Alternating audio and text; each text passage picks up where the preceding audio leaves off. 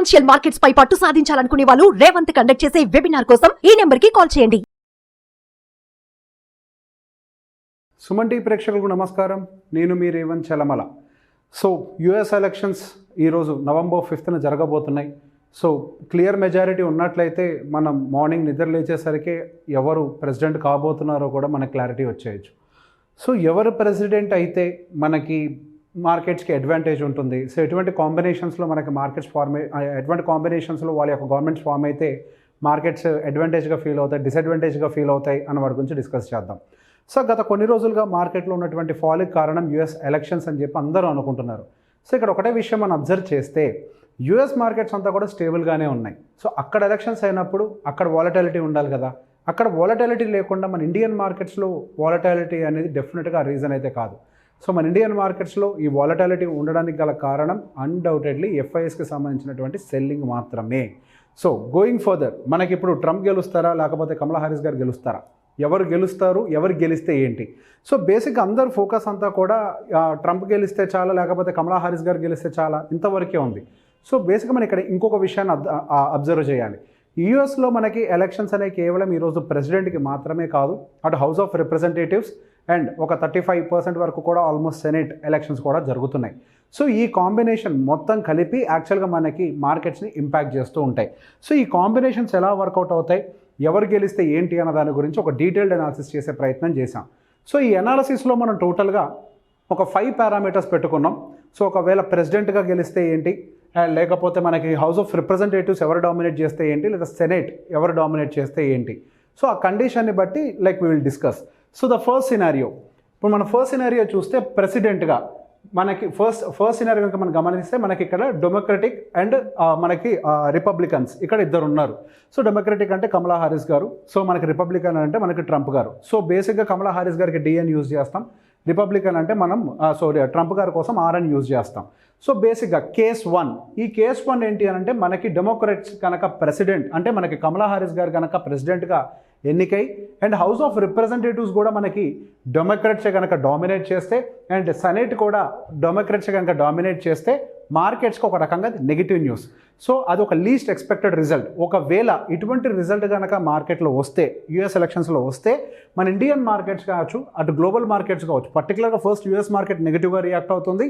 దాంతోపాటుగా global momentum అంతా కూడా డిటోరియేట్ అవ్వడానికి ఎక్కువ అవకాశం ఉంది.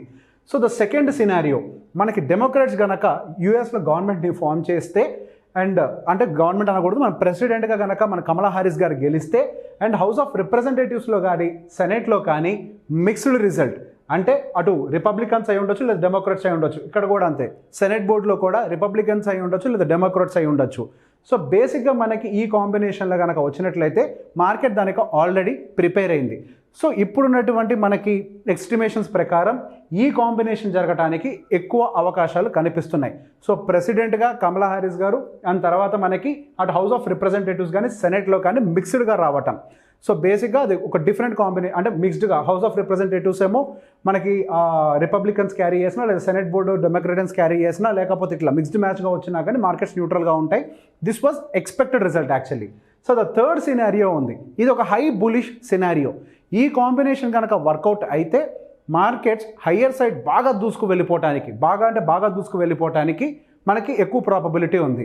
సో ఈ కేసు ఏంటి అని అంటే ప్రెసిడెంట్గా మనకి ట్రంప్ గారు విన్ అయినా అండ్ హౌస్ ఆఫ్ రిప్రజెంటేటివ్స్లో కనుక మనకి రిపబ్లికన్స్ డామినేట్ చేసి అండ్ సెనేట్లో కనుక రిపబ్లికన్స్ డామినేట్ చేస్తే సో మూడు కూడా ఒకళ్ళే ఫామ్ చేయగలిగితే కనుక దెన్ మార్కెట్స్కి అది ఒక మంచి bullish scenario.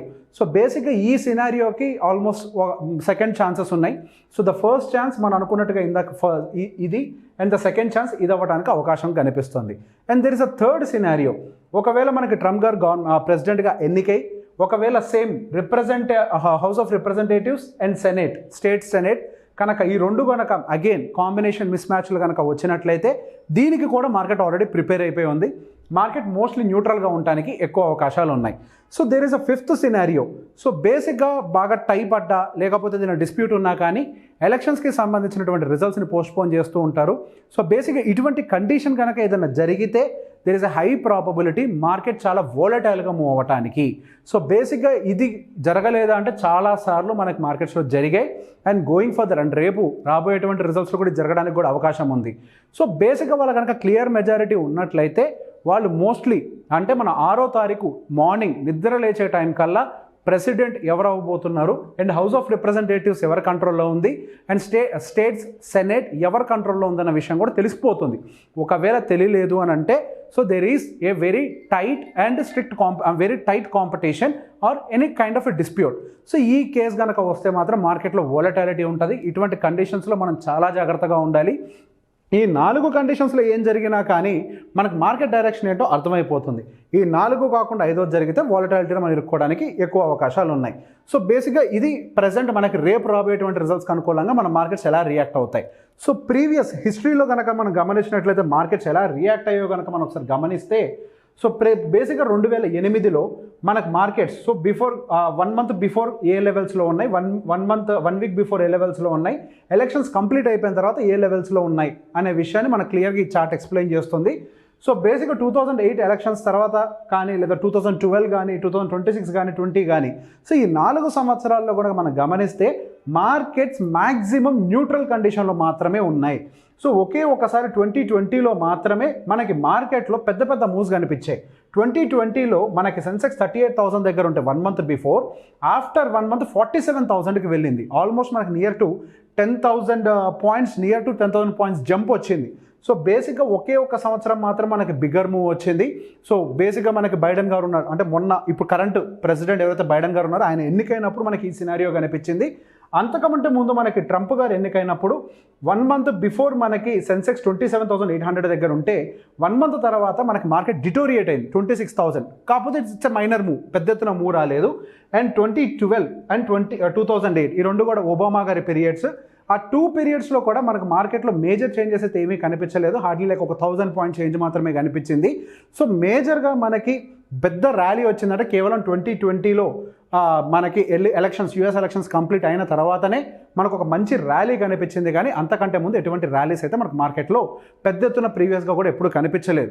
Majority of the times మనకి మార్కెట్ అంతా కూడా న్యూట్రల్గా ఉన్నటువంటి సిచ్యువేషనే. సో ఇందాక మీరు గమనించినట్లయితే 2 సినారియోస్లో మనం న్యూట్రల్ కండిషన్స్ని ఎక్స్ప్లెయిన్ చేసాం. సో మోస్ట్లీ ఈ 2 సినారియోసే అక్కడ ఇంప్లిమెంట్ అయ్యి ఉండొచ్చు. సో ఆ 2 సినారియోస్ సో బేసిక్ ఈ 2 సినారియోస్ కనుక జరిగినా కానీ మార్కెట్ అగైన్ న్యూట్రల్గానే ఉంటుంది. పెద్ద ఎత్తున మూమెంటం అయితే కనిపించడానికి అవకాశం లేదనుకుంటున్నాను. అలా కాకుండా కంప్లీట్గా ట్రంప్ ఫేవర్గా కనుక అటు హౌస్ ఆఫ్ రిప్రజెంటేటివ్స్ కానీ స్టేట్ సెనేట్స్ కానీ కంప్లీట్గా ట్రంప్ ఫేవర్గా అంటే రిపబ్లికన్స్ వైపుగా కనుక ఉన్నట్లయితే అప్పుడు మాత్రమే పెద్ద ఎత్తున ర్యాలీ రాబోతోంది. సో బేసిక్గా మేజర్ మూవ్స్ ఉండడానికి 2 సినారియోస్ ఉన్నాయి. మొత్తం కూడా ట్రంప్ గారి సైడ్ ఉన్నప్పుడు అంటే రిపబ్లికన్ సైడ్ ఉన్నప్పుడు మేజర్ మూవ్ అప్ సైడ్ ఉండొచ్చు. And major move down side ఎప్పుడు ఉంటుంది అని అంటే కంప్లీట్గా కమలా హ్యారిస్ గారి వైపు ఫేవరబుల్గా ఉన్నప్పుడు అది కూడా డౌన్ సైడ్ ఉంటుంది. సో బేసిక్గా 2 scenarios for up and down and there are 2 scenarios for the flat market and there is 1 scenario for a volatile market. So basic ఇక్కడ 4 సినారియోస్ కూడా ఎక్స్ప్లెయిన్ చేసాం. సో మనం కనుక గమనించినట్లయితే అదేవిధంగా ఒకసారి మన మార్కెట్ కండిషన్స్ ఏంటో కూడా చూద్దాము. సో బేసిక్గా ఈరోజు 5వ తారీఖున మార్కెట్స్లో ఒక పెద్ద ఎత్తున రికవరీ వచ్చినట్టుగానే కనిపించింది. అండ్ ఆల్మోస్ట్ నిఫ్టీ అయితే మనకి 217 points almost near to 1% rally అయింది. అండ్ బ్యాంక్ నిఫ్టీ అయితే ఆల్మోస్ట్ నియర్ టు 2% ర్యాలీ అయింది. సో బేసిక్గా ఈ ర్యాలీ జరుగుతున్నప్పుడు మనకి మార్కెట్లో మ్యాక్సిమం సర్క్యులేట్ అయింది. ట్రంప్ గారు విన్ అవడానికి అవకాశాలు ఎక్కువ కనిపిస్తున్నాయి. సెంటిమెంట్ అంతా టర్న్ అవుట్ అయిపోయింది అన్న న్యూస్ గురించి అని చెప్పి అందరూ అనుకుంటున్నారు. కానీ యాక్చువల్ రీజన్ అయితే నేను దాన్ని ఒక షార్ట్ కవరింగ్గా మాత్రమే పరిగణిస్తున్నాను. సో బేసిక్గా మనకు ఒక హ్యూజ్ సెల్లింగ్ వచ్చిన తర్వాత దానివల్ల వచ్చినటువంటి ఒక షార్ట్ కవరింగ్ వల్ల ఈరోజు మనకి మార్కెట్ పాజిటివ్గా క్లోజ్ అయింది. మార్నింగ్ అంతా వీక్నెస్ ఉన్నప్పటికీ తర్వాత ఒక పాజిటివ్ క్లోజింగ్ ఇచ్చింది. అదేవిధంగా బ్యాంక్ నిఫ్టీ కండిషన్లో కూడా సేమ్ ఉంది. సో ఈరోజు అసలు మార్కెట్ని అప్ సైడ్ బాగా మూవ్ చేసిన సెక్టార్స్ ఏమున్నాయి అంటే ఒకటి మెటల్ సెక్టార్ ఉంది అండ్ మనకి finance sector and bank Nifty. ఈ పర్టికులర్గా ఈ 3 సెక్టార్స్ అటు నిఫ్టీని అయి ఉండొచ్చు, లేకపోతే బ్యాంక్ నిఫ్టీని అయి ఉండొచ్చు, సెన్సెక్స్ని అయి ఉండొచ్చు. వీటన్నిటిని పాజిటివ్గా క్లోజ్ చేయడానికి అవకాశం కనిపిస్తుంది.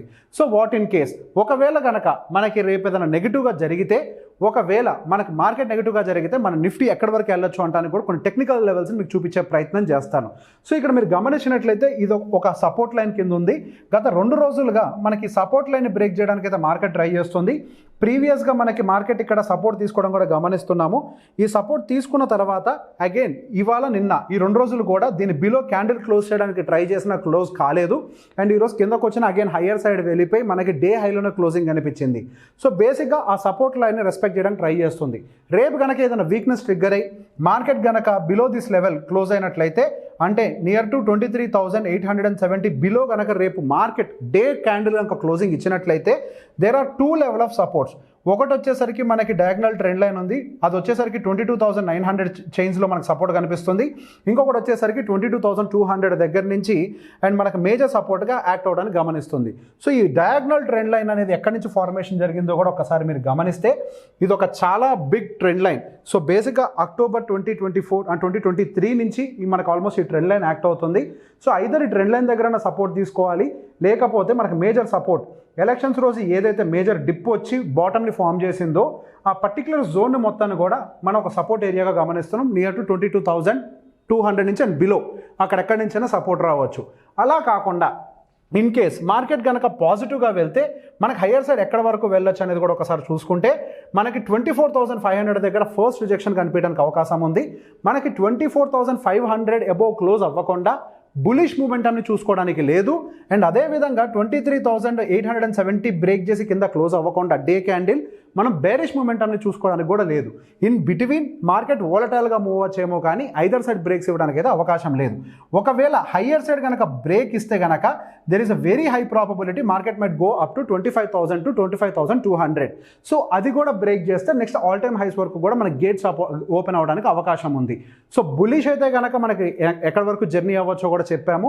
ఒకవేళ బేరిష్ కనుక రేపు ట్రిగ్గర్ అయినట్లయితే ఎంతవరకు ఫాల్ రావచ్చు అనేది కూడా ఎక్స్ప్లెయిన్ చేసే ప్రయత్నం చేశాను.